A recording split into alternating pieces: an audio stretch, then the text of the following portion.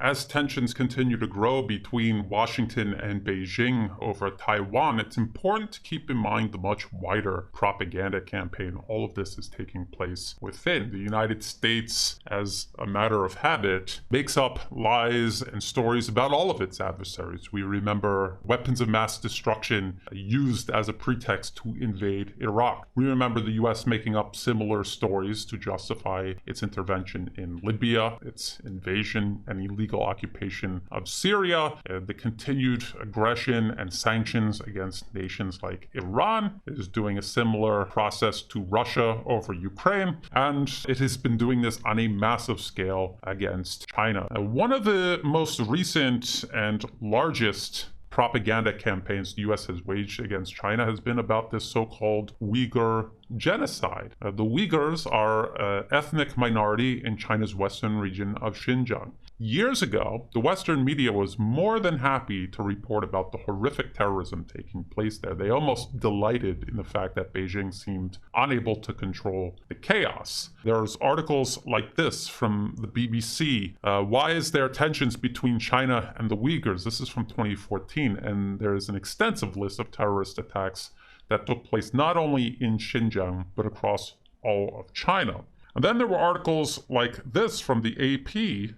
Uyghurs fighting in Syria take aim at China. So these Uyghur extremists traveled as far as Syria with their violence. And the article says, since 2013, thousands of Uyghurs, a Turkic-speaking Muslim minority from Western China, have traveled to Syria to train with the Uyghur militant group Turkestan Islamic Party and fight alongside al-Qaeda, playing key roles in several battles. So, according to the Western media, China had a very serious terrorist problem in Xinjiang with Uyghur extremists. They didn't just kill Chinese police and soldiers, they didn't just kill Han Chinese, they also killed other Uyghur Chinese. So it was a huge problem.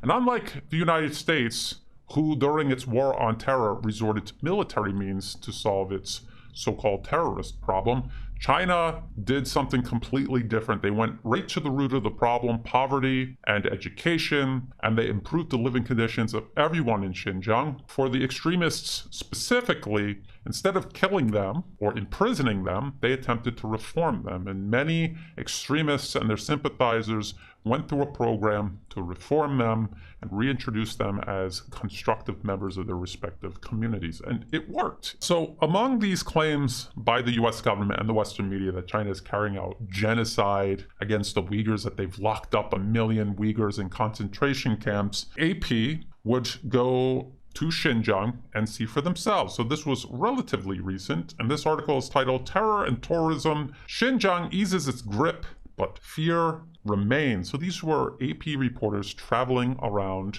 in Xinjiang. And they didn't see any evidence of forced labor or genocide or millions of Uyghurs detained in concentration camps. What they did find was increased security. Even the Western media itself admitted there was a terrorist problem. You have terrorism, you increase security. They also found signs of improved economic conditions. They also saw that Uyghur culture was proudly put on display, even through programs funded by the Chinese government itself. Now, we were all told that the Chinese government was trying to exterminate Uyghur culture. It went from a genocide when no evidence of that could be found. They claimed it was a cultural genocide. But these AP reporters found out that not only was the Chinese government not exterminating Uyghur culture, they were deliberately preserving it and putting it on display. And if you look through the article, you will see photos of Islamic mosques in the background, Uyghur culture put on display, even Chinese government-funded school training imams. So this is actual evidence, contrary to all of the claims the US government, other Western governments, and the Western media have been making for years. Someone else recently visited Xinjiang. It was the United Nations High Commissioner, Michelle Bachelet. She visited Xinjiang. She met with many different people, ordinary citizens, civil society, representatives of the Chinese government, and when she returned, she mentioned nothing of forced labor, concentration camps, or anything amounting to genocide. Nothing at all. Uyghur genocide is to China what weapons of mass destruction were to Iraq. It is just a lie the US is creating to justify aggressive policies against an adversary. This is one of the ways the US is doing this towards China. Now, I saw a recent article by Reuters titled "China Seeks to Stop UN Rights Chief from Releasing Xinjiang Report Document," and they're claiming that China is trying to block a UN report on Xinjiang.